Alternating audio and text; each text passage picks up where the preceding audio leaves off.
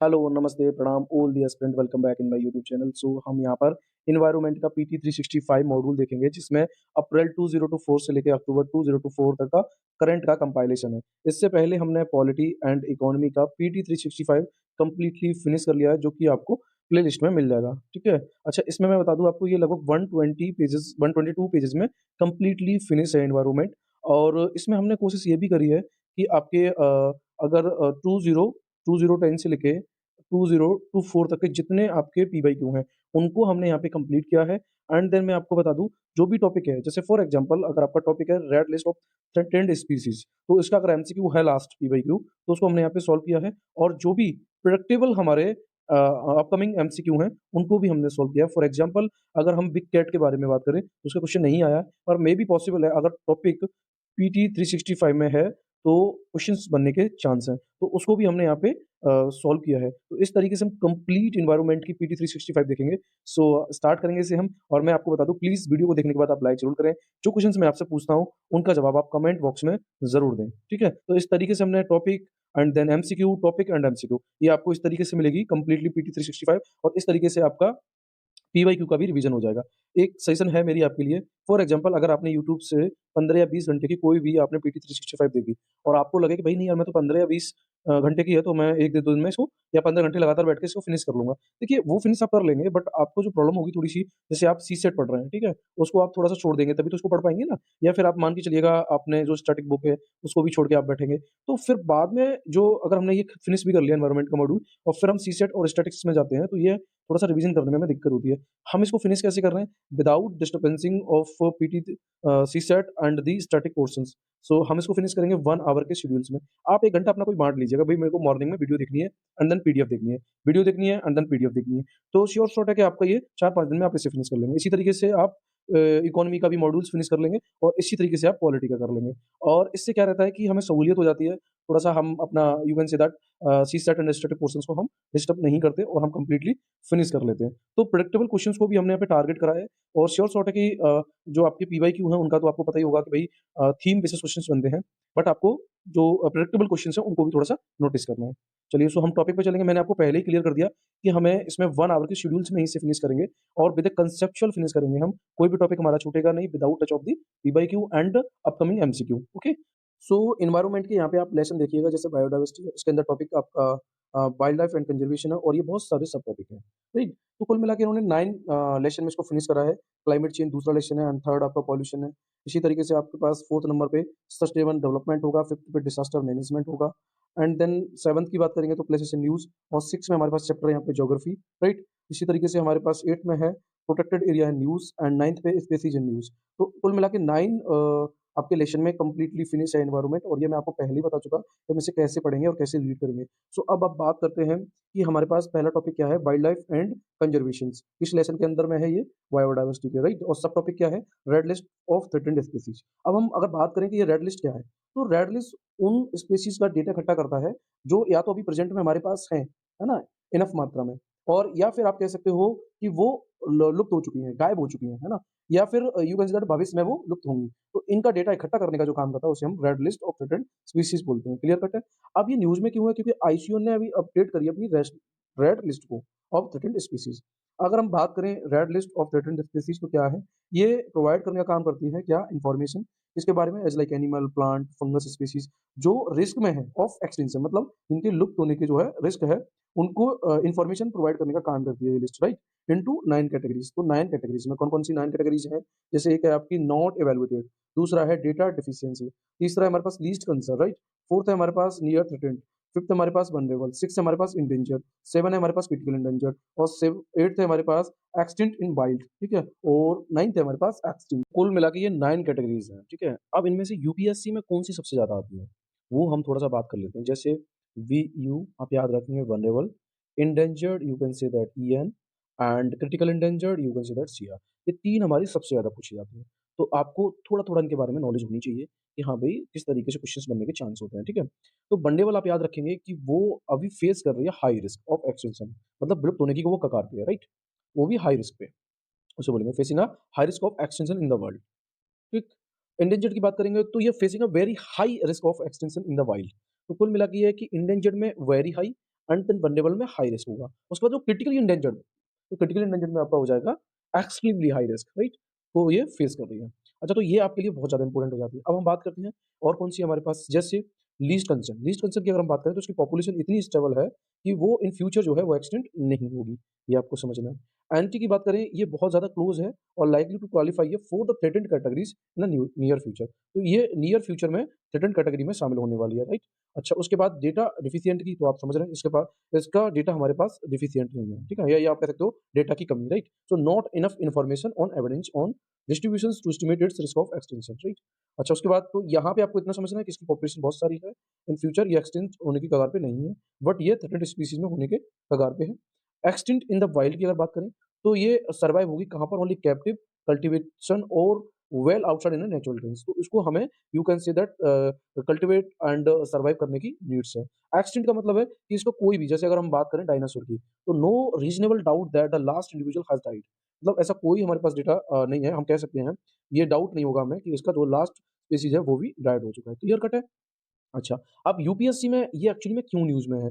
अभी हम पीटी 365 पढ़ रहे हैं, 2025 का, तो ये क्यों न्यूज़ में है? तो यहाँ पे आपको स्पेसिस मिलेगी, उसका अपडेटेड स्टेटस क्या है, और लोकेशन की बात करें या अदर स्पेसिफिकेशंस की, तो वो इसमें मिलेगा हमें। तो सबसे पहले हम देखते हैं, हमारे पास है यहाँ पे फर्स्ट ला गोमेरा सैंड लिज़ार्ड्स, जिसे हम गैलेटिया वुरावनिया बोलते हैं। ये एक्चुअली में इसका अपडेटेड स्टेटस है क्या? तो ये endangered, you can see that, पहले ये क्रिटिकली एंडेंजर्ड में थी, राइट? तो अब ये किसमें है? एंडेंजर्ड में। तो ऐसा नहीं है कि कोई भी स्पीशीज़ है, अगर वो किसी भी नॉन कैटेगरी में लिस्टेड हो गई, तो वो आगे यू कैन से ट्रांसफ़ॉर्म नहीं होगी, वो ट्रांसफ़ॉर्म भी हो सकती है, राइट? अच्छा, ये मिलेगा कहाँ पे हमें? स्पेन में कौन-सा आइलैंड है? Canary islands. तो वहाँ पे हमें ये ला गोमेरा सैंड लिज़ार्ड्स मिलेगा। उसके बाद है कैप्रियो कैक्टी, ये कैक्टस आपने देखा होगा, वही है। तो ये 82% स्पीशीज़ हैं जो कि रिस्क ऑफ एक्सटिंक्शन पे हैं, राइट? अच्छा, ये इस यूज़ किसमें होते हैं? तो जैसे ornamental cacti and endemic to Atacama coastal desert in Chile. तो ये आप कह सकते हो ऑर्नामेंटल कैक्टी के रूप में भी जानी जाती है, और ये कहाँ मिलेगी हमें? अटाकामा कोस्टल डेज़र्ट, जो कि चिली में पड़ता है। उसके बाद है ग्रीन, आपने देखे होंगे ना ये कैक्टी टाइप्स। अच्छा, उसके बाद है हमारे पास ग्रीन कैनेरिया जेंट लिज़ार्ड्स। सो ये किसमें है? ये भी कैटेगरी एंडेंजर्ड में है, राइट? अच्छा, प्रीवियसली ये किसमें थी? लीस्ट कंसर्न में। तो आप मेरे को कमेंट बॉक्स में बताएँगे कि लीस्ट कंसर्न में कोई भी स्पीशीज़ है, तो वो इनफ मात्रा में या नहीं, राइट? ये भी कहाँ मिलेगी आपको? स्पेन में। कौन से आइलैंड्स पे? कैनरी आइलैंड्स पे, ठीक है? तो स्पेन वाली ये थोड़ी न्यूज़ में है, इसलिए ये न्यूज़ में आ गया। आगे बात है हमारे पास ग्रैंड कैनारिया स्कैंक, इसकी बात करें तो ये एंडेंजर्ड में है, और ये भी कहाँ मिलेगा आपको? कैनरी आइलैंड्स में। उसके बाद है हमारे पास इब्जा वाल लिज़ार्ड्स, इसकी अगर हम बात करें तो ये भी कहाँ मिलेगी आपको? एंडेंजर्ड में, और ये कहाँ मिलेगी आपको? स्पेन में, राइट? उसके बाद है हमारे पास बोर्नियन एलिफेंट्स, तो ये भी एंडेंजर्ड कैटेगरी में है, इसका अपडेटेड स्टेटस है, और ये स्मॉलेस्ट एलिफेंट है with a wider face found in Borneo and Sumatra islands, right? तो थोड़ा-सा हम बाई पिक्चर भी समझेंगे, तो और क्लियर हो जाएगा हमें। देखिए, बोर्नियो, अगर मैं एलिफेंट्स की बात करूँ, तो आप देखेंगे, यहाँ पे देखिए, इस टाइप से ये बोर्नियो एलिफेंट्स होते हैं आपके, यानी कि अगर आप कहें, ये स्मॉलेस्ट होते हैं एज़ कंपैरिज़न टू जो अदर एलिफेंट होते हैं उसके, ठीक है? तो इन्हें हम बोर्नियो एलिफेंट्स कहते हैं, राइट? उसके बाद है फिर हमारे पास यहाँ पे है इब्ज़ा वॉल लिज़ार्ड्स। तो ये आप देखेंगे, देखिए थोड़ा-सा मैं दिखा दूँ आपको, राइट? ये है हमारी इब्ज़ा वॉल लिज़ार्ड्स। ये थोड़ा-सा आपने देखा होगा, जो कि फॉरेस्ट में मिलती है, राइट? अच्छा, उसके बाद है फिर हमारे पास, इसको हम यहाँ से हटाते हैं। नेक्स्ट है हमारे पास ग्रेन कैनेरिया स्किंक। अब देखिए इसका जो कलर है, थोड़ा-सा अभी मैं दिखाऊँ आपको। राइट, ये देखिए आपका, ये है ग्रीन, जो इसका नाम है, थोड़ा-सा याद रखेंगे, ग्रीन कैनेरिया स्किंक्स, राइट? सो ये इस टाइप से थोड़ा-सा देखिए यहाँ लैग है थोड़ा-सा, पिक्चर नहीं दी है, बट मैंने आपको यहाँ शो करा दिया, राइट? तो इस तरीके से है, और उसके बाद है हमारे पास फिर ग्रीन कैनेरिया जेंट लिज़ार्ड्स, वो हमें मिलेगी किस फ़ॉर्म में? इस फ़ॉर्म में मिलेगी, ये आपने देखी होगी थोड़ी-सी, राइट? सो चलिए, बाद बाकी हम चलते हैं, क्या है हमारे पास? अब हम सीधा एमसीक्यू पे आते हैं कि हमारा एमसीक्यू सॉल्व हो रहा है या नहीं हो रहा है। सो देखते हैं हम, जो हमारे पास है red data book published by किसके द्वारा? International union for conservation of nature and natural resource, you can say that IUCN. IUCN, थोड़ा सा ये दिख नहीं रहा होगा, ये 2011 का पेपर का, इसलिए। सो कंटेंट लिस्ट क्या है? Endemic plant and animal species present in the biodiversity hotspot. तो ये तो हमने कहीं पढ़ा ही नहीं था भाई। एक्चुअली मैं ये किसकी बात कर रहा था? ये बात कर रहा था कोई भी प्लांट है, स्पीसीज है या फंगी है, वो रिस्क ऑफ एक्सटिंक्शन है, तभी उसी के बारे में इंफॉर्मेशन प्रोवाइड करने की बात करेगा, रेड लिस्ट, राइट? दूसरा, threatened plant and animal species, ये तो हमने कहीं तो पढ़ा था, राइट? उसके बाद है protect site for the conservation of nature and natural resource in the various countries. भाई ये बात तो नहीं करता, प्रोटेक्ट साइट की बात नहीं करता, सिर्फ इन्फॉर्मेशन प्रोवाइड करने की बात करता है। तो श्योर शॉट है हमारा फर्स्ट गलत, थर्ड गलत, तो आंसर क्या हो जाएगा हमारे पास? Only two, right? सो आप देख रहे हैं किस तरीके से क्वेश्चन सॉल्व हो रहा है ना? तो बहुत ईजी है, हमें टॉपिक पढ़ना है, उसके बाद एमसीक्यू लगाना है। नेक्स्ट टॉपिक क्या है हमारे पास? नेक्स्ट टॉपिक है sustainable finance for tiger landscape conference, जिसे हम एसएफटीएलसी बोलेंगे। इसको होस्टेड करा गया भूटान गवर्नमेंट के द्वारा और सपोर्ट करा जाता है टाइगर कंजर्वेशन कोalition के द्वारा। अगर हम एसएफटीएलसी की बात करें तो ये इंक्रीज करता है सपोर्ट को किसके लिए, टाइगर प्रोटेक्शन और इसके लैंडस्केप को, राइट। और इसमें ये यूज करता है new financial strategic and global partnership किस रूप में, पैरो स्टेटमेंट के रूप में। अब पैरो स्टेटमेंट क्या है तो वो बात कर लेते हैं। ये एक्चुअली में कमिटमेंट है जो रेज करता है 1 billion over the next decade, मतलब आने वाले डिकेड में, और ये कंजर्व करेगा टाइगर और उनके हैबिटेट को। और ये जो स्टेटमेंट है वो कोलैबोरेशन है टाइगर कंजर्वेशन कोalition, यू कैन से द टीसीसी, एंड इसके बीच में भूटान के बीच में। तो ये थोड़ा सा आप याद रखेंगे, पैरो स्टेटमेंट, राइट। अच्छा, आगे बात करते हैं फिर हम। इसमें क्या है, मोबिलाइज होगा कितना यूएस जो $1 बिलियन है, इन एडिशन जो फंडिंग होगी कब तक, 2034 तक, राइट। अच्छा, अब हम बात करें कि टाइगर कंजर्वेशन कोalition की बात करें तो ये इंडिपेंडेंट ग्रुप ऑफ ऑर्गेनाइजेशन है जो बहुत सारे लीडिंग बायोलॉजिस्ट को साथ लेके आता है, जिसमें एक्सपर्टीज इन वाइल्ड लाइफ जो फोकस करते हैं किसमें, टाइगर कंजर्वेशन को अचीव करने में, राइट। इसमें मेंबर ऑर्गेनाइजेशन की बात करें तो जैसे international union for conservation of nature है, यूनाइटेड नेशंस डेवलपमेंट प्रोग्राम है, वाइल्ड लाइफ कंजर्वेशन सोसाइटी है, and world wide fund for nature है। इन सब का काम होगा कि ये टाइगर कंजर्वेशन को अचीव करेंगे, राइट। आगे बात करें तो सस्टेनेबल फाइनेंसिंग इनिशिएटिव जो है वो लॉन्च करी गई है किसमें, एसएफटीएलसी में। तो जैसे टाइगर लैंडस्केप इन्वेस्टमेंट फंड है जिसको प्रेजेंटेड किया जाता है UNDP. UNDP you can say that United Nations Development Programme, right. इसमें नेचर पॉजिटिव बिजनेस अप्रोच की बात करी गई है। और टाइगर बॉन्ड की बात करेंगे तो इसको एशियन डेवलपमेंट बैंक के द्वारा यू कैन से लाया गया, जो इंगेज करता है किसके साथ, प्राइवेट सेक्टर इन्वेस्टर के साथ, राइट।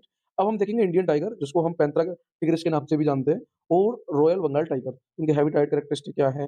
इसी तरीके से 2017 में एक एमसीक्यू बना था, हम उसको भी देखेंगे। तो पहले हम थोड़ा-सा इसके बारे में पढ़ लेते हैं, उसके बाद चलेंगे हम, क्या है, क्या नहीं है हमारे लिए, ठीक है? तो मैं थोड़ा-सा यहाँ पे हटा देता हूँ अभी, बाद में हम इसे देखेंगे।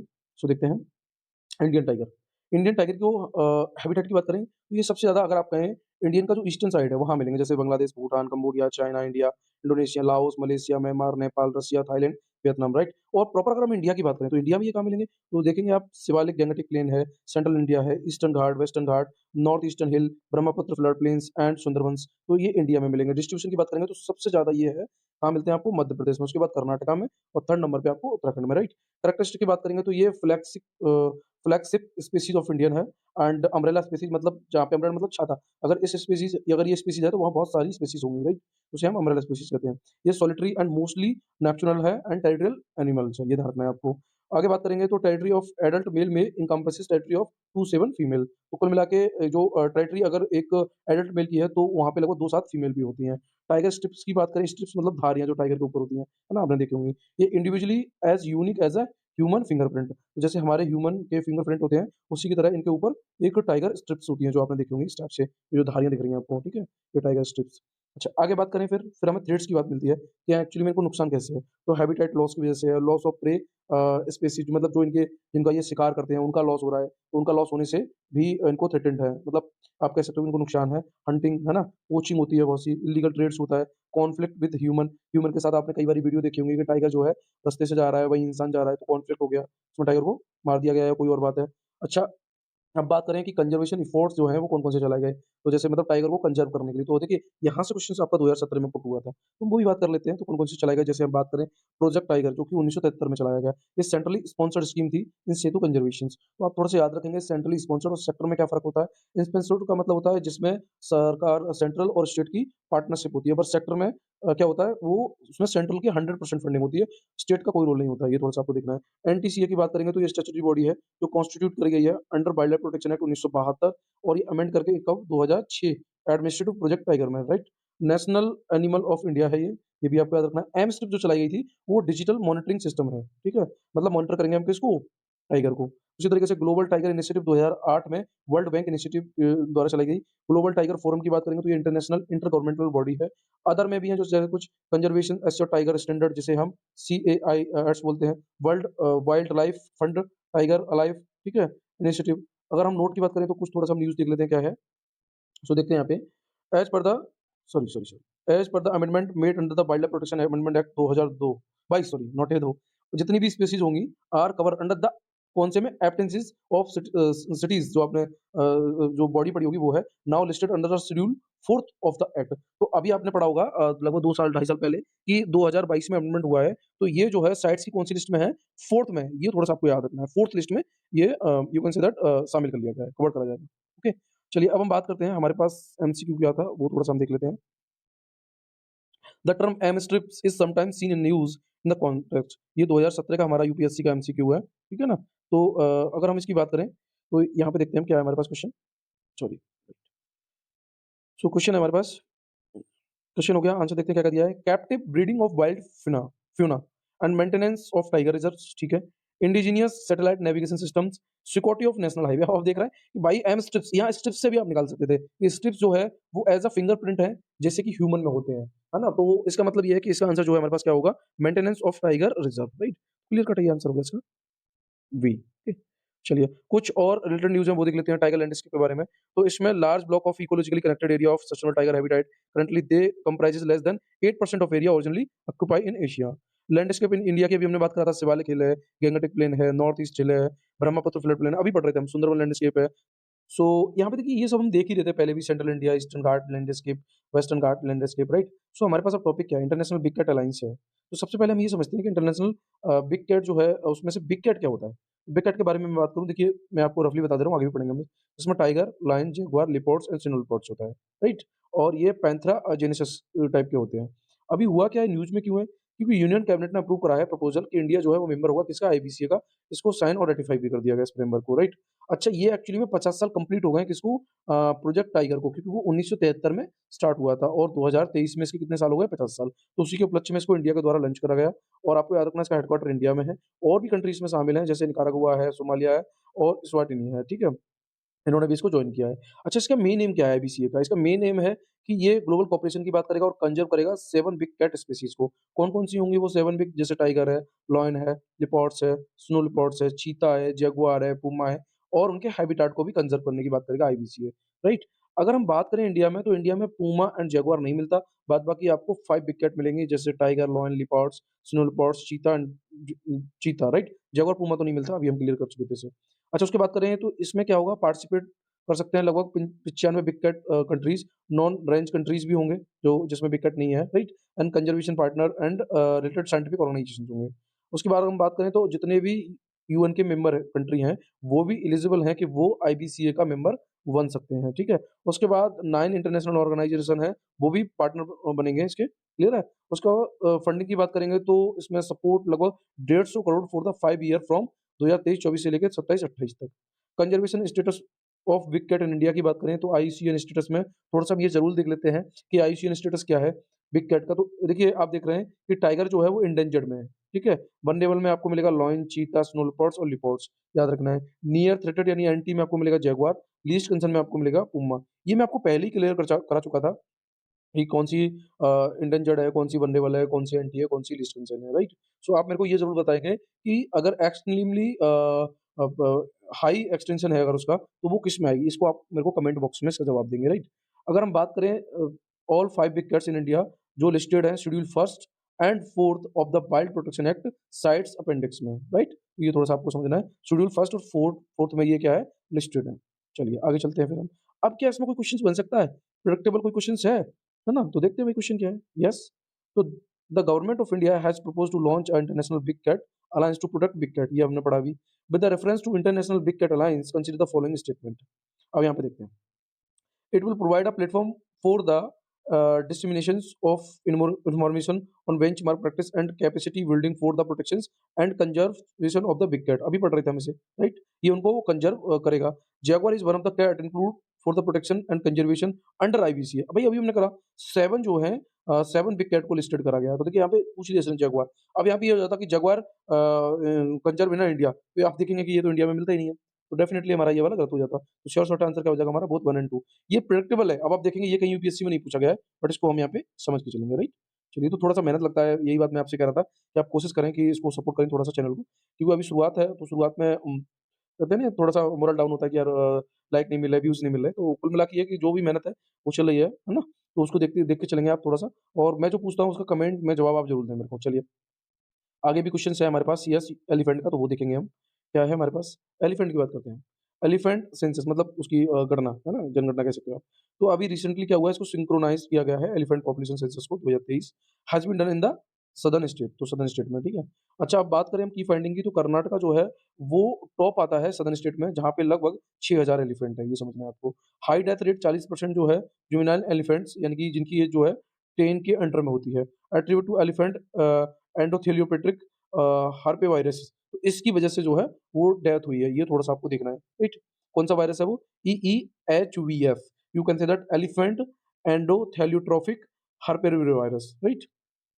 अच्छा, इंडिया में एलिफेंट की क्या कंडीशन है वो देख लेते हैं। तो ये फाउंड होता है central and southern western Ghat, north east and eastern India and northern India, in some part of southern peninsular India में भी पाए जाते हैं हाथी, राइट? इंडिया की बात करेंगे तो यहाँ पे लगभग 60% वर्ल्ड का एलिफेंट पॉपुलेशन है, ये थोड़ा-सा समझना है। हाईएस्ट पॉपुलेशन जो है वो कहाँ है?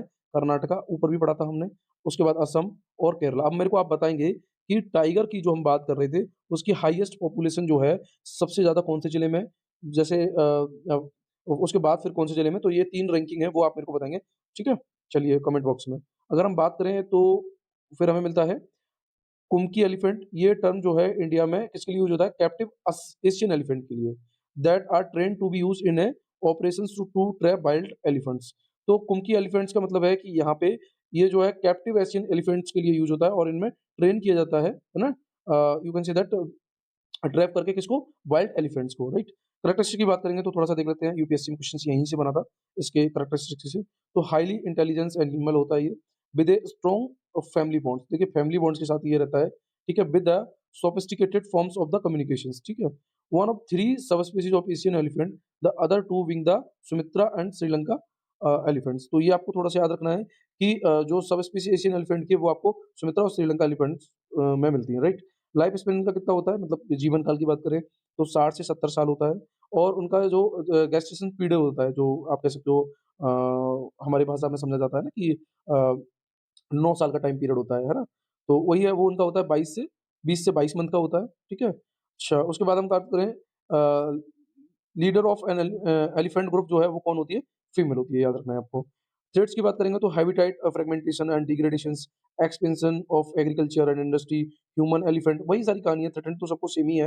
एंड पोचिंग ये टाइगर के लिए भी है। यहाँ पे था हमारा टाइगर ह्यूमन टाइगर कॉन्फ्लिक्ट्स, यानी मतलब कुल मिला के रास्ते में जैसे आपने देखा होगा कई बारी, ये जो है यहाँ से ह्यूमन का निकलने का रास्ता है और इधर से ही यहाँ भी कोई फॉरेस्ट है और इधर भी फॉरेस्ट है। तो बीच में से मान के चलो कोई भी टाइगर है या कोई आपका एलिफेंट्स है और वो इस वाले जंगल में जाना चाहता है, तो यहाँ बीच में जो मेन आ रहे होते हैं, है ना? तो उसके बीच में जो कॉन्फ्लिक्ट हो जाता है या आप कह सकते हो वहाँ भी कई बारी ऐसा होता है कि ह्यूमन के द्वारा उनको मार दिया जाता है, उसी को हम ह्यूमन एलिफेंट या ह्यूमन टाइगर कॉन्फ्लिक्ट कहते हैं, राइट? उसके बाद हम बात करते हैं कंज़र्वेशन मेजर की, तो प्रोजेक्ट एलिफेंट जो है वो लॉन्च हुआ कब? 1992 में। 33 एलिफेंट रिज़र्व हैं, इनफ 14 जो है वो मेजर एलिफेंट स्टेट्स में, राइट? अब थोड़ा-सा हम अंतर देखेंगे यहाँ पे, तो उसके बाद हम यूपीएससी 2022 का क्वेश्चन जो है 20 का टैकल करेंगे। तो हम देख लेते हैं, वेट, जो क्या है हमारे पास। सबसे पहले हम थोड़ा-सा डिफरेंस समझ लेते हैं, एशियन एलिफेंट और अफ्रीकन एलिफेंट में क्या अंतर है। तो हम बात करते हैं, ये एशियन थोड़ा-सा ध्यान रखना है आपको, इधर एशियन एलिफेंट है। तो ये इंडेंजर्ड स्पीशीज़ में है और सवाना एलिफेंट ये इंडेंजर्ड में और फॉरेस्ट एलिफेंट आपका क्रिटिकली इंडेंजर्ड में पड़ेगा, ठीक है? अच्छा, एशियन एलिफेंट की बात करें हम, तो ये देखिए एशियन एलिफेंट के नाम से भी जाना जाता है और ये अफ्रीकन एलिफेंट के नाम से, राइट? अच्छा, ये इनका जो साइज़ होता है वो छोटा होता है ना? और वेट की बात करेंगे वो लगभग 3000 से 6000 केजी होता है। इसी तरीके से अफ्रीकन एलिफेंट, तो अफ्रीकन वैसे भी आप थोड़ा-सा माइंडसेट बनाइएगा कि अफ्रीकन लोग जो होते हैं वो एज़ कंपैरिज़न टू इंडियन या एशियन लॉन्गेस्ट होते हैं, टालेस्ट होते हैं एंड वेटेड होते हैं। तो वही सारी कहानी है। तो यहाँ पे 4000 से 8000 केजी होगा और ईयर जो होते हैं वो इनके कैसे होते हैं? छोटे होते हैं और इनके कैसे होंगे? अफ्रीकन के बड़े होंगे, राइट? स्किन की बात करेंगे तो कंपैरेटिवली स्मूथ स्किन होती है और इनकी रिंकल्स होते हैं, राइट? किसके? अफ्रीकन्स के। और फोरहेड की बात करेंगे तो ट्विन डोम्ड हेड होता है इसमें और इसमें सिंगल डोम शेप होता है। तो ये थोड़ा-सा आप याद रखेंगे, इसमें सिंगल डोम शेप होगा और इसमें आपका ट्विन डोम्ड हेड होगा, राइट? टस्क की बात करते हैं, दाँत की बात करेंगे तो only some male Asian elephant have tusk and tusk are absent in a female. तो ये भी थोड़ा-सा आपको याद रखना है कि जो है मेल एशियन में तो आपको टस्क मिलेंगे बट एब्सेंट होते हैं किसमें? फीमेल में। यहाँ पे बोथ मेल हो चाहे फीमेल हो, है ना? यहाँ पे टस्क जो है वो क्या होते हैं? ग्रो होते हैं। तो आम भाषा में कह सकते हो कि उनमें टस्क होता है। चलिए अब आगे देखते हैं। ये हमारा 2020 का क्वेश्चन है, तो हम इसको टैकल करेंगे। चलिए देखते हैं।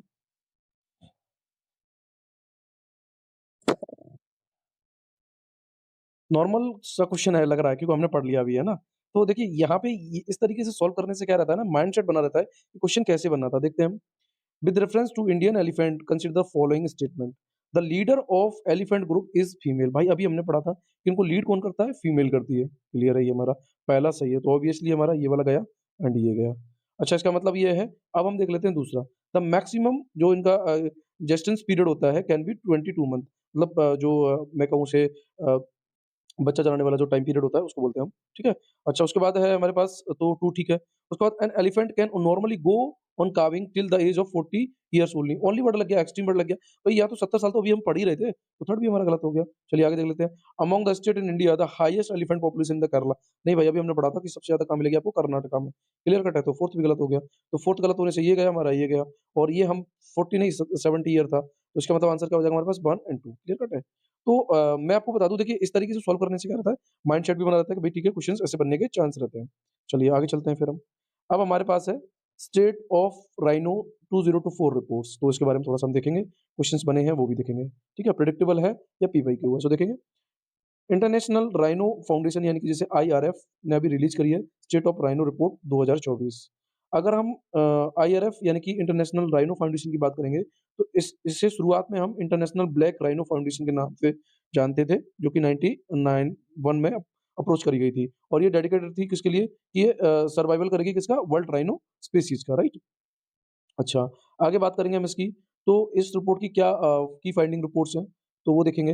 With all 5 species combined, there are just under 28,000 rhino left in the world. तो देखिए, यहाँ पे इनका पॉपुलेशन की बात करेंगे, ये टोटल जो है लगभग कितने बचे हैं? 28,000 rhino in the world. Rhino poaching in African increase by 4% from the 22 से 23। अब देखिए यहाँ डेटा थोड़ा-सा आपको याद रखना है कि 22-23 की अगर हम बात करें, 22 से 23 की, तो ल जो पोचिंग पोचिंग का मतलब होता है विदाउट परमिशन जंगल में घुस जाना और जानवरों को मारना, है ना? जो पोचर होते हैं वो पोचिंग करते हैं।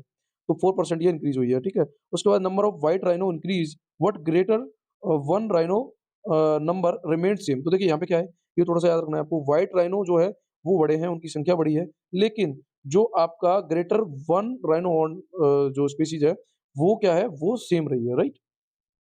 अच्छा हम बात करें राइनो की, तो 5 स्पीशीज़ ऑफ राइनो जिसमें 2 African, white rhino, black rhino, 3 Asian, Indian rhino, right? And Sumatran rhino and Java rhino. तो ये थोड़ा-सा याद रखना है, 5 स्पीशीज़ हैं। राइनो कंज़र्वेशन इनिशिएटिव की बात करें तो कौन-कौन सी चलाई गई, जैसे national rhino conservation strategy 2019 to conserve Indian rhino के लिए हम लोगों ने चलाई थी। New Delhi declaration on Asian rhino 2019, Indian rhino vision 2020। ये सब जो है क्या है, इनिशिएटिव हैं जो राइनो को कंज़र्व करती हैं। अब बात करते हैं हम एशियन और अफ्रीकन, जैसे अभी हम एलिफेंट में अंतर कर रहे थे, इसी तरीके से हम राइनो में अंतर करेंगे। तो देखते हैं हम क्या है, राइनो तो आपने देखे होंगे, ये जो गैंडे टाइप के होते हैं। सो व्हाइट राइनो साइज़ की बात करेंगे, is second largest land mammals after elephant. तो एलिफेंट के बाद दूसरे नंबर पे अगर कोई मैमल्स आता है, तो वो आपका अफ्रीकन राइनो है। एशियन राइनो की बात करेंगे तो Indian rhino is a largest of all Asian rhino species. तो एशिया में जितने कंट्री पड़ते हैं और जहाँ भी राइनो मिलता है, उनमें सबसे बड़ा जो है वो भारत में पाया जाता है। अपीयरेंस एंड बिहेवियर की बात करेंगे, तो ये अगर हम बात करें तो ये मोर एग्रेसिव होता है अफ्रीकन राइनो, एंड इसके 2 हॉर्न्स होते हैं, you consider seeing, and poor swimmer, मतलब ये तैरने में मतलब ज़्यादा तेज़ नहीं तैर सकता, and they can draw in the deep water, और वो कहाँ रहते हैं? डीप वाटर में। फाइटिंग विद देयर हॉर्न्स, अपने हॉर्न से वो फाइटिंग करते हैं। अब हम इसकी बात करें तो इसका उल्टा कर दो आप, ये मोर एग्रेसिव, तो एशियन जो है वो लेस एग्रेसिव, राइट? 2 हॉर्न्स होते हैं, 1 हॉर्न जो होता है वो इंडियन राइनो, जावा राइनो मिलता है। देखिए यहीं से आपका यूपीएससी में क्वेश्चन्स बना था और यहीं से आपको क्वेश्चन उठाना है। समझ रहे हैं ना मेरी बात को? ये 2 राइनो तो जो आपको 2 हॉर्न्स मिलेंगे वो सुमित्रा राइनो में मिलेंगे। 1 हॉर्न वाला वो केवल आपको इंडिया में मिल रहा है और जावा राइनो मिल रहा है। गुड स्विमर, ये तैरने में अच्छे होते हैं। Fight with his bottom teeth है, ये अपने दाँत से लड़ते हैं। ये थोड़ा-सा आपको याद रखना है, ठीक है? आगे बात करें हम हैबिटाट की, तो ये ग्रीनलैंड्स है, सवाना है, उसके बाद स्रूपलैंड्स डेज़र्ट है, वहाँ मिलेंगे। कौन? अभी हम बात कर रहे थे अफ्रीकन की। एशियन की बात करेंगे तो ट्रॉपिकल एंड सब ट्रॉपिकल ग्रासलैंड एंड सवाना मिलेंगे, ट्रॉपिकल मॉइस्ट फॉरेस्ट में मिलेंगे। व्हाइट राइनो की बात करेंगे तो ये आपका नियर थ्रेटेड में है। ब्लैक राइनो आपका क्रिटिकली एंडेंजर्ड में, याद रखना है आपको। इंडियन राइनो आपका वल्नरेबल में आता है, वेरी इंपोर्टेंट फॉर अस, और सुमित्रा एंड जावा राइनो आपका क्रिटिकली एंडेंजर्ड में आता है। सो अब हम देखेंगे क्या यूपीएससी में कोई एमसीक्यू आया है? यस, तो देखते हैं क्या है हमारे पास। सबसे पहले मिलता है with reference to one horn rhino consider the following statement, ठीक है? तो ये एक्चुअली में क्वेश्चन एक आया था वन हॉर्न राइनो वाला जो इंडिया में फाउंड होता है, तो उसका मैंने लास्ट वाला स्टेटमेंट तो ले लिया है, बट यहाँ पे मैंने थोड़ा-सा चेंज किया है आपको समझाने के लिए। तो देखते हैं क्या है हमारे पास। It characterised as a endangered in a IUCN red list. अभी देखेंगे भई, हमने पढ़ा था एंडेंजर्ड में तो नहीं है ये। It is only species of rhino found in India, ये तो भाई मैंने पढ़ा था। तो शॉर्ट है कि मेरा दूसरा तो सही होगा। पहले पे मैं थोड़ा-सा और टैकल कर लेता हूँ। तो देखते हैं कि अभी हमने पढ़ा था कि जो ये एंडेंजर्ड में नहीं आता, ये किसमें आता है? वल्नरेबल में आता है, राइट? तो हमारा आंसर इसका क्या हो जाएगा? आंसर हो जाएगा हमारे पास first, clear? Oh! Second, right? ये वाला नहीं होगा। चलिए आगे चलते हैं फिर हम। अब हमारे पास टॉपिक क्या है?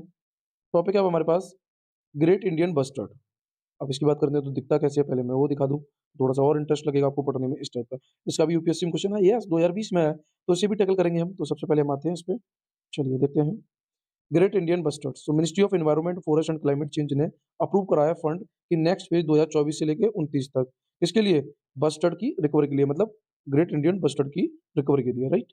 अब हम बात करें कि इस प्रोग्राम में क्या-क्या है, वो थोड़ा-सा देख लेते हैं हम। सो बस्टर्ड रिकवरी प्रोग्राम कह सकते हैं आप इसको। सो ये कवर करेगा स्पीशीज़ जैसे ग्रेट इंडियन बस्टर्ड है, इसको लेसर फ्लोरिकन बोलते हैं। 2 ऑफ द 4 बस्टर्ड स्पीशीज़ में आती है ये भी, और बंगाल फ्लोरिकन है, मैकाऊ बस्टर्ड है, ये सब किसमें आएँगे? आपके बस्टर्ड रिकवरी प्रोग्राम में, राइट? अच्छा, बैकग्राउंड की बात करेंगे तो ये फर्स्ट स्टार्ट हुआ था 2013 में, फिर चेंज कर दिया गया, फिर ये हुआ बस्टर्ड रिकवरी प्रोजेक्ट 2016, और इसकी डेट जो है वो एक्सटेंड कर दी गई 2023 तक। प्रोजेक्ट जो है इम्प्लीमेंटेड किया गया किसके द्वारा? Wild life institutions of India के द्वारा। फंडिंग एजेंसी इसमें कौन है, कौन फंड देगा? तो जैसे compensatory afforestation fund management planning authority, जिसे हम कैंपा बोलते हैं, ये फंड करेगी इसको। पार्टनर एजेंसी में जैसे ministry of environment, forest and climate change, Rajasthan forest department, Gujarat, Maharashtra forest department, right? ये देखेंगे इसको। तो कुल मिला के ये है कि राजस्थान और महाराष्ट्र का फॉरेस्ट डिपार्टमेंट इसके पार्टनर एजेंसी हैं, राइट? किसकी? बस्टर्ड रिकवरी प्रोग्राम की। चलिए आगे बात करते हैं, फिर हमें मिलता है प्रोजेक्ट का ऑब्जेक्टिव क्या है? ये कंजर्व करेगा ब्रीडिंग उनकी, ठीक है? एंड अप्लाइड रिसर्च करेगा, capacity building and outreach, pilot implementation of surgical habitat management.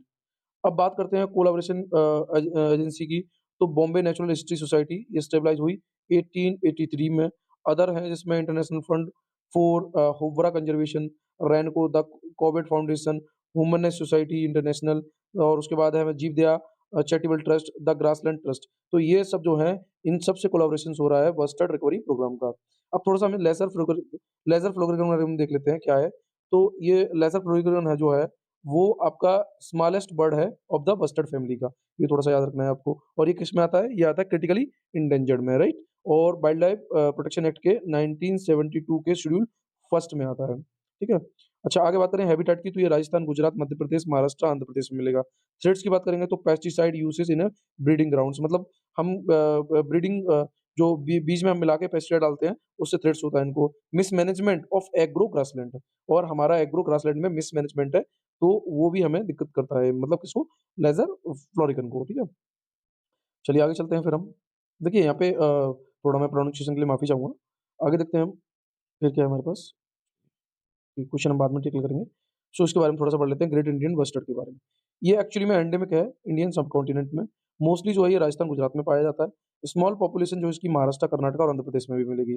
उसके बाद कंज़र्वेशन एफर्ट्स की बात करेंगे, तो की habitat as a national park sanctuary, desert national park Rajasthan, Naliya grassland यानी कि Lala bustards wildlife sanctuary में मिलेगा ये हमें, ठीक है?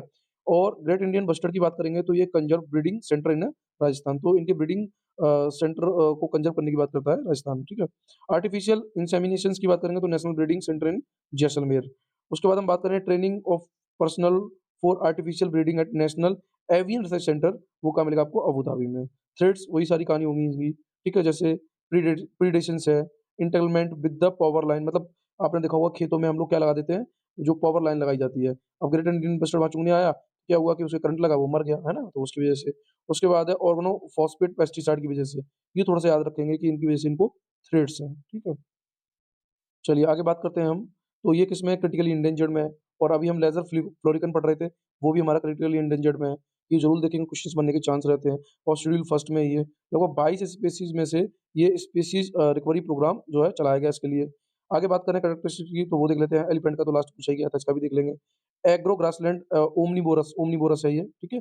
Bird lacking frontal visions, male have gular pouch to fill air and exhale with a great humming sound to attract female. तो ये कुल मिला के ये कि मेल जो है वो गुलर पाउंच करता है और फिलेयर एंड एक्सेल करता है, ठीक है? किसको अट्रैक्ट करने के लिए? फीमेल को। Male play no role in the incubation and care of young, ये थोड़ा-सा आपको देखना है। चलिए आगे है फिर हमारे पास, सुप्रीम कोर्ट ने ऑर्डर जारी करा है कि वो पावर लाइन जो होती है जिसका मैं ज़िक्र कर रहा था, उनको बैन करा जाएगा, ठीक है? मतलब बंद कर दिया जाएगा या रोक लगा दी जाएगी, ऐसे कह सकते हो आप। सो यही लिखा है, Supreme Court modified its earlier order, सारी कहानी वही है। Judgment of the Supreme Court क्या है? Removal blanket directions for undergrounding high voltage, low voltage, सारी बातें वही हैं जो अभी हम देख रहे थे। चलिए हम सीधा क्वेश्चंस पे आते हैं, तो क्वेश्चन देखते हैं क्या है हमारे पास। 1 मिनट छोटा कर लूँ थोड़ा-सा मैं, राइट। सो ये है, with reference to Indian desert national park, which of the following statement are correct? It is spread 2 districts, चलिए वो अलग हो गया, बट यहाँ पे हमें ये देखना था, it is one of the natural habitat of great Indian bustard, इसलिए मैंने लिया। There is no human habitation inside the park, है ना? ये तो कुल मिला के ये है कि ये 2020 का क्वेश्चन है, तो हमें बस इतना समझना था। अभी देखते हैं वैसे। देखा होगा कि ये लिंक हो रहा है क्वेश्चन कहीं न कहीं, है ना? ये वाला हमारा नीचे वाला जो स्टेटमेंट है वो लिंक हो रहा है हमारे इससे, तो वो हम देख रहे थे। It is one of the natural habitat of great Indian bustard, क्या लिख रहा है यहाँ पे? With reference to Indian desert national park, ठीक है? अब ये एक्चुअली में राजस्थान के जैसलमेर में पड़ता है, ठीक है? तो ये बात सही है कि ये 2 डिस्ट्रिक्ट में फैला हुआ है, क्लियर कट है यहाँ पे। और यहाँ पे तीसरा स्टेटमेंट मिल रहा है हमें, it is one of the natural habitat of great Indian bustard, भाई ये बात सही है। यहाँ पे नेशनल डेज़र्ट इंडियाज़ जो डेज़र्ट नेशनल पार्क है, वहाँ पे ग्रेट इंडियन बस्टर्ड पाए जाते हैं। फिर लिख रहा है हमारे पास, वेट, तो श्योर शॉर्ट है कि हमारा तीसरा वाला तो सही है, तीसरा सही होने से ये सही है, ये वाला हमारा क्लियर कट है, गलत हो गया। उसके बाद हमें लिख रहा था कि there is no human habitation inside the park, भाई ऐसे कैसे हो सकता है कि ह्यूमन हैबिटेशन ना हो इनसाइड द पार्क, है ना? तो वो तो होता ही है ना, श्योर शॉर्ट है। तो दूसरा भी सही है, दूसरा हमारा गलत हो जाएगा। दूसरा गलत होने से हमने इसमें से आंसर आराम से निकाल लेते। आंसर हमारे पास हो रहा था 1/3, क्या हो रहा था? 1/3, ठीक है? तो ये नेशनल पार्क के रिगार्डिंग था, बट इसमें हम अपना जीआईवी देख रहे थे, ग्रेट इंडियन बस्टर्ड, क्लियर है? चलिए आगे चलते हैं फिर हम। अब क्या टॉपिक हमारे पास? अब टॉपिक है अब हमारे पास टॉपिक क्या है नेक्स्ट? वो देखते हैं, क्रोकोडाइल कंज़र्वेशन प्रोजेक्ट, तो इसके बारे में बात करें। तो अभी एक्चुअली में क्या हुआ, इसके 50 साल कंप्लीट हो गए इसलिए न्यूज़ में। तो इंडिया ने लॉन्च करा था क्रोकोडाइल कंज़र्वेशन प्रोजेक्ट, कहाँ पे? उड़ीसा, भीतरकनिका नेशनल पार्क में। कब? 1975 में। किसकी सहायता से? यूनाइटेड नेशंस डेवलपमेंट प्रोग्राम, ठीक है? और UN food agriculture organisation FAO के द्वारा। अब 1975 से भाई जोड़ोगे आप, और कब तक? 2025 तक। तो श्योर शॉर्ट है, हमारा कितना साल हो गया? 50 साल। चलिए इसलिए न्यूज़ में है। अब बात करते हैं हम भीतरकनिका नेशनल पार्क की। तो ये एक्चुअली में रामसर साइट है। रामसर साइट हम आगे भी पढ़ेंगे, जो कि उड़ीसा में लोकेटेड है। इंडिया की ये सेकंड लार्जेस्ट मैंग्रोव इकोसिस्टम है, किसके बाद? सुंदरबन के बाद, ये थोड़ा-सा याद रखना है। और इसमें जो है एसेंशियल नेटवर्क है किसका? क्रीक एंड कैनल का, जो कि इंटेंडेड होते हैं किसके बाद? किसके द्वारा? रिवर ब्राह्मणी, वैतरणी, धमरा एंड पाठशाला के बाद, ठीक है? अच्छा, उसके बाद होम की बात करेंगे तो ये largest congregations of salt water crocodile मिलेंगे यहाँ पे, along with water monitor lizards, python, hyena, ये सब मिलेगा। अब अगर हम बात करें क्रोकोडाइल्स की, तो क्रोकोडाइल जो है ये आपके वर्टेब्रेट क्लास रेप्टिलिया फैमिली से बिलॉन्ग करते हैं, मतलब जिसमें रीढ़ की हड्डी होती है, आप ऐसे कह सकते हो, राइट? हैबिटेट की बात करेंगे तो ये साल्ट वाटर स्पीशीज हैं। क्रोकोडाइल जो है mainly fresh water swamp and lakes and rivers में रहते हैं। बिहेवियर की बात करेंगे तो इनका nocturnal animals and are poikilothermic, you can see that, regulate करते हैं अपनी बॉडी टेम्परेचर को ओनली लिमिटेड डिग्री पे, ठीक है? अच्छा, इसके बाद हम बात करें घड़ियाल की। तो घड़ियाल की अगर हम बात करें तो ये क्रिटिकली इंडेंजर्ड में है। वाइल्ड लाइफ प्रोटेक्शन एक्ट 1972 के शेड्यूल फर्स्ट में है। हैबिटेट की बात करेंगे तो इनहैबिटेड फ्रेश वाटर रिवर जैसे चंबल, गिरवा, खागरा, सोन, गंडक में मिलेगा हमें। कैरेक्टरिस्टिक की बात करेंगे तो ये जो है नेम घड़ियाल due to bulbous move at the end of their long narrow snout की वजह से। प्राइमरली ये क्या खाती हैं? फिश खाते हैं, राइट? अच्छा, घड़ियाल। अब यूपीएससी में भी क्वेश्चन बना है, वो थोड़ा-सा देख लेते हैं हम। क्वेश्चन ये 2010 में आया था यूपीएससी में, तो ज़्यादा नहीं है, थोड़ा बहुत देखना है आपको। जैसे ये 2010 का क्वेश्चन है, प्रोटेक्टेड एरिया और वेल नोन फॉर, जैसे भीतरकनिका उड़ीसा, भीतरकनिका जो नेशनल पार्क है वो उड़ीसा में। अभी हमने पढ़ा था वो किसके लिए? साल्ट वाटर क्रोकोडाइल के लिए। डेजर्ट नेशनल पार्क जो है वो ग्रेट इंडियन बस्टर्ड के लिए, अभी हम पढ़ के आ रहे हैं राजस्थान में। उसके बाद मिलता है हमें इरावुलुकुलम केरला, ये होलुक गिबन के लिए। अब ये नहीं पढ़ा हमने, 2 तो हमने पढ़ लिए, तो क्या आप 2 को सही मानोगे? हैं? ये बताइए आप मेरे को। ऊपर तो 2 पढ़ के आए, तो 2 तो हमारा क्लियर कट हो रहा था, ये वाला और ये वाला, है ना? ये अभी हमने पढ़ा था, तो ये श्योर शॉट है कि हमारा ये सही हो गया। अब हम ये होलुक गिबन की बात करें, ये तो असम में होता है भाई, यहाँ कहाँ रखा है ना? तो श्योर शॉट कि तीसरा हमारा गलत हो जाएगा, और आंसर क्या होगा हमारे पास? 1 एंड 2, क्लियर है? तो अब आप देख रहे होंगे कि क्वेश्चन कैसे लग रहा है हमारा। लास्ट हम पढ़ के आ रहे हैं, ऊपर से पढ़ के आ रहे हैं, नीचे तक जा रहे हैं। मैं आपसे फिर कह रहा हूँ, आपको इतना डीपली नहीं जाना है कि आप जो कहते हैं ना कि फिर बर्बाद में कुछ भी याद ना रहे। आपको चीज़ें देख के चलनी है कि भाई क्या इम्पोर्टेंट है, क्या इम्पोर्टेंट नहीं है। कुल मिला के ये है कि यहाँ पे पीटी 365 का ओवरव्यू किया जाता है। स्टैटिक आपको डीप पढ़ना होता है। Static is the most important for us. Statics पे हमें पूरा ध्यान देना पड़ता है, ठीक है? चलिए आगे हमारे पास क्या है? फिर हम बात करते हैं, ये है हमारे पास फुंगा या फंगी कह सकते हो, रिकॉग्निशन एंड कंजर्वेशन। तो उनके रिकॉग्निशन और कंजर्वेशन की बात चल रही है। तो क्या है देखते हैं। So Fungi Foundation through UN biodiversity urge people globally to use the word funga. अब देखिए पहले फंगी यूज हो रहा था, अब वो बात कर रहे हैं किसकी? वर्ड यूज होना चाहिए फंगा के रूप में। Whenever this say flora and fauna as part of the trinity of life on earth, clear cut है। कुल मिला के नेम चेंजिंग की बात हो रही है। मीनिंग की बात करेंगे तो refer to level of diversity of fungi in any given place. Fungi जो है वो क्या है? आपने खाई देखी होगी ना, वही उसी को फंगी बोलते हैं। Is one of the 5 kingdom in the classification of organism given by R H. Whittaker, ठीक है? तो उनके द्वारा दी गई है 5 क्या है, एक you can say that kingdom के रूप में जानी जाती है फंगी। डाइवर्सिटी की बात करें तो vary from single card organism to complex multi cellular organism होते हैं इसमें, ठीक है।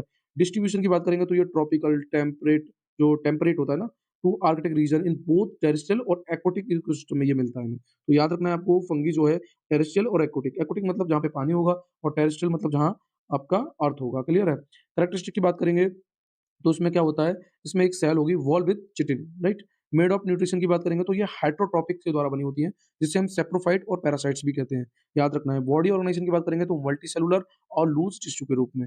सिग्निफिकेंस क्या है फंगी के, फंगी के क्या क्या सिग्निफिकेंस है, तो जैसे माइक्रो जो माइक्रोजियल होता है तो mutually benefit associated with the roots of plant for tree growth, तो ट्री ग्रोथ में ये क्या करता है, हेल्प करता है माइक्रोजियल्स, ठीक है। ये भी फंगी का ग्रुप है। उसके बाद कार्बन रिजर्वियर की बात करेंगे तो ये स्टोरिंग कार्बन की बात करता है, मतलब इसमें कार्बन, सीधी सी बात है, रिजर्वियर मतलब कार्बन को स्टोर करना। उसके बाद डिकम्पोजिशन एंड न्यूट्रिएंट साइकिल की बात करेंगे तो ये डिकम्पोजर एंड कन्वर्टिंग इसको डेब्रीज टू ह्यूमस, तो डेब्रीज जो है मतलब जो कूड़ा कचरा है उसको ये बदलेगा किसमें, ह्यूमस में। तो ये कुछ पार्ट देख लेने हैं, ज्यादा माइंड नहीं खपाना है इसमें। उसके बाद है हमारे पास माइक्रो रेमेडिएशन की बात करेंगे तो असिस्ट करता है in the degradation of contaminated such as a plastic, ठीक है। इसी तरीके से मेडिसिन में तो एंटीबायोटिक जैसे पेनिसिलिन बोलते हैं and potential psychotherapy. Focus on international organism जैसे IUCN species survival commission, fungal conservation committee, ये भी फोकस करती है किस पे, फंगी पे। Global fungal red list initiative है। उसके बाद Chile is only country that consider fungi in its law for conservation, तो ये थोड़ा सा आपको याद रखना है। आपके थोड़ा सा इंपॉर्टेंट होता है कि चिली जो है एक ऐसा कंट्री है इकलौता, राइट। चिली एक इकलौता ऐसा कंट्री है जो है फंगी के कंजर्वेशन के लिए लॉ की बात करता है, क्लियर है। चलिए आगे बात करते हैं। फिर हमारे पास कंपेरिजन करते हैं फ्लोरा, फ्यूना और फंगा का, तो देखते हैं क्या है क्या नहीं है। फ्लोरा की बात करें तो ये प्लांटी यानी प्लांट्स होते हैं, फ्यूना जो है वो एनिमल्स होते हैं, ठीक है। और फंगी, अभी फंगस की बात कर रहे थे जिसे हम फंगा बोलेंगे, राइट। सो एग्जांपल में जैसे एल्गी है, फ्लावर है, ट्रीज है, ये सब फ्लोरा है। और फ्यूना में जैसे इंसेक्ट्स हैं, रेप्टाइल्स हैं, मेमल्स हैं, ये फ्यूना है। मशरूम, जैसे आपने देखा होगा कभी कभार डॉगी जो है टॉयलेट करते हैं कहीं भी किसी भी ऐसी डट प्लेस पे, तो आपने देखा होगा वहाँ पे कुछ छतरी टाइप का ऊपर जाता है ना, हमने सुना होगा बचपन में गाँव में, जिसे मशरूम कहेंगे, मोल्ड्स कहेंगे, ईस्ट कहेंगे, राइट। रिप्रोडक्शन की बात करेंगे थ्रो सीड्स, स्पोर्स, वेजिटेबल प्रोपेगेशंस, ये फ्लोरा है, राइट। अच्छा, तो रोल इन इकोसिस्टम में क्या है, देखिए फ्लोरा का जो है वो प्राइमरी प्रोड्यूसर है, और फ्यूना जो है बस सीधी सी बात है, वो तो खाएंगे ना, वो कंज्यूमर है, प्रे एंड प्रेडेटर। और फंगी जो क्या है वो डिकम्पोजर है। तो आपके लिए मेन इंपॉर्टेंट हो जाता है कि आपको ये याद रखना है, very very important for us, कि फ्लोरा जो है वो प्राइमरी प्रोड्यूसर है। भाई फूल पत्ते हमने पढ़े थे ना कि उसपे अब वो कंज़्यूम तो करेंगे नहीं ना, कंज़्यूम फूल पत्तियों को कौन करेगा? जो एनिमल होंगे। तो सीधी-सी बात है, ये आपका जो है कंज़्यूमर या फिर प्रेडेटर में आएगा। और अब उनको खाने के बाद अगर वो कहीं भी कुछ जो कहते हैं जो मल निकालते हैं, उसपे कोई चीज़ उगती है, उसे हम डिकम्पोज़र कहेंगे, क्लियर है? तो कुल मिला के ये है आपका कि प्राइमरी प्रोड्यूसर में flora and consumer prey predator में फ़ौना, फंगा जो है आपका डिकम्पोज़र में। ये वेरी इंपॉर्टेंट है। अब यूपीएससी में कैसे क्वेश्चन बन जाएगा वो थोड़ा-सा बता दूँ, क्योंकि इसके नाम चेंज की बात कर रहे हैं, तो पूछ लेगा कि ये प्राइमरी प्रोड्यूसर है या फिर कंज़्यूमर है या फिर डिकम्पोज़र है, क्लियर है? तो ये आपसे क्वेश्चन बनने के पूरे-पूरे चांस। चलिए आगे देखते हैं। World network of biosphere reserve यानी कि WNVR की बात करेंगे। तो UN education scientist and culture organisation यानी कि यूएनएसको फुल फॉर्म इसकी जो है UN education scientist and culture organisation. इसने ऐड करा है नई 12 सॉरी 11 क्या बायोस्फीयर रिजर्व को from the countries like Colombia under the man and biosphere programme के थ्रू। तो याद रखना है आपको कि 11 और बायोस्फीयर रिजर्व को जोड़ा गया है यूनेस्को द्वारा, ठीक है। अच्छा, इसकी बात करेंगे WNVR की, तो ये जो है टोटल इसमें 759 साइट हो गई हैं 136 कंट्री की। मैन एंड बायोस्फीयर रिजर्व की बात करेंगे तो ये है क्या? तो ये स्टेबलाइज़ करता है साइंटिफिक बेसिस, क्या एनहांस करने के लिए relationship between people and environment. तो आपको समझना है कि मैन एंड बायोस्फीयर मतलब जो ह्यूमन है और जो बायो है, उनके बीच में एक रिलेशनशिप को एनहांस करने की बात करता है। Out of 18 biosphere reserve in India, जो 12 हैं वो रिकॉग्नाइज्ड अंडर इट, ठीक है? तो 12 जो है वो रिकॉग्नाइज्ड हैं। नीलगिरी बायोस्फीयर रिजर्व जो है वो पहली बार रिकॉग्नाइज़ करा गया था। तो आपको याद रखना है कि मैन एंड बायोस्फीयर रिजर्व में सबसे पहले किसको रिकॉग्नाइज़ करा गया था इंडिया में? वो है Nilgiri biosphere reserve, clear cut है। अच्छा, इसको लॉन्च कब करा गया आप थोड़ा-सा वो देख लेते हैं। 1971 में इंटर गवर्नमेंटल साइंटिफिक प्रोग्राम के थ्रू। बायोस्फीयर रिजर्व की बात करेंगे तो ये एरिया जो है इसमें इन सिटू कंजर्वेशन के थ्रू आता है। Diverse natural and cultural landscape across the terrestrial, coastal and marine, right. अच्छा, उसके बाद हम बात करेंगे कंसिस्ट ऑफ 3 मेन ज़ोन होते हैं इसमें, जैसे कोर एरिया में मिलेगा आपको स्ट्रिक्टली प्रोटेक्टेड ज़ोन मिलेगा, बफर ज़ोन, ठीक है, used for the activity compatible with the sound ecology, practice that can reference scientific research. तो कुल मिला के ये कोर एरिया में जो है वहाँ कोई नहीं जा सकता, वहाँ स्ट्रिक्टली प्रोटेक्टेड ज़ोन है। और बफर ज़ोन में क्या है कि वहाँ पे आप you can see that scientific activity वहाँ पे होंगी। और ट्रांजिशन एरिया में क्या है, कम्युनिटी कम्युनिटीज़ फोस्टर मतलब उन्हें प्रोत्साहन किया जाएगा socio cultural and ecological sustainable activity के लिए। क्लियर है? तो 3 मेन को ज़ोन होते हैं इसके बायोस्फीयर रिजर्व के। तो पहले ज़ोन में आपको याद रखना है कि ये स्ट्रिक्टली प्रोटेक्टेड है, दूसरे वाले में साइंटिफिक रिसर्च होगी और थर्ड वाले में या यू कंसिडर सोशियो कल्चर जो है उसको फोस्टर किया जाएगा। तो आपने ये शंकर आईएएस में पढ़ा होगा, मैं आपको बता दूँ, है ना? कि क्या होते हैं 3 ज़ोन क्या होते हैं बायोस्फीयर के। चलिए आगे बात करते हैं फिर हम। बायोस्फीयर रिज़र्व है वो थोड़ा बहुत हम देख लेते हैं। जैसे कौन-कौन सी न्यूज़ में देख लेंगे हम। कूल डेज़र्ट है वो हिमाचल प्रदेश में पड़ेगा। नंदा देवी उत्तराखंड में। कंचा आपको मिलेगा कच्छ या कंच जिसको पढ़ा जाता है गुजरात में। पन्ना मध्य प्रदेश में। उसके बाद पंचमारी आपको मध्य प्रदेश में। अचानक अमरकंटक छत्तीसगढ़ में। नीलगिरी आपको तमिलनाडु, केरला, कर्नाटका में। क्लियर है? अगस्त मलाया आपको केरला में। गल्फ ऑफ मन्नार तमिलनाडु में। ग्रेट निकोबार आपको निकोबार आइलैंड्स में और शेषाचलम हिल्स आंध्र प्रदेश में। सिमलीपाल आपको उड़ीसा में। सुंदरबन आपको वेस्ट बंगाल में। नौकरीक आपको मेघालय में, ठीक है? उसके बाद बात करते हैं हम यहाँ मिलता है हमें देहांग दिबांग अरुणाचल प्रदेश में। डिब्रू सैखोवा आपको असम में और मानस असम में और कंचनजंगा आपको मिलेगा कहाँ पे? सिक्किम में, राइट? तो ये थोड़ा-सा आपको देखने हैं। ये इम्पोर्टेंट है हमारे पास biosphere reserve. Ramsar site UNESCO अब ये थोड़ा-सा देखिए यहाँ पे थोड़ी-सी वो भी दी गई है कौन-सी रामसर साइट है, जो आपको ये इसमें दिख रहा है ग्रीन टाइप में लिखा हुआ भी है रामसर। तो सुंदरबन वेस्ट बंगाल में पड़ता है वो रामसर साइट है। उसके बाद मैन एंड बायोस्फीयर की बात करेंगे तो जैसे ये अब इस टाइप का आपका सिंबल बना हुआ होगा, ठीक है? जैसे पन्ना है, पंचमारी है या अच्छा ये है आपका अचानकमार, अमरकंटक, ठीक है? उसके बाद यूनेस्को में कौन-कौन सी हैं, तो इस तरीके से ये थोड़ा-सा आप एक बारी फिगर आउट कर लेंगे इसको। चलिए, आगे चलते हैं फिर हमें मिलता है इको सेंसिटिव एरिया। अब देखिए यहाँ पे एमसीक्यू बनने के चांस जो हैं, वो आपके अभी क्वेश्चन्स बने थे ऐसी बात नहीं है, पर मैंने यहाँ क्वेश्चन लगाया नहीं है क्योंकि आप एक बारी मैप मैप कर लें इसका, तो और ज़्यादा क्लियर हो जाएगा आपको।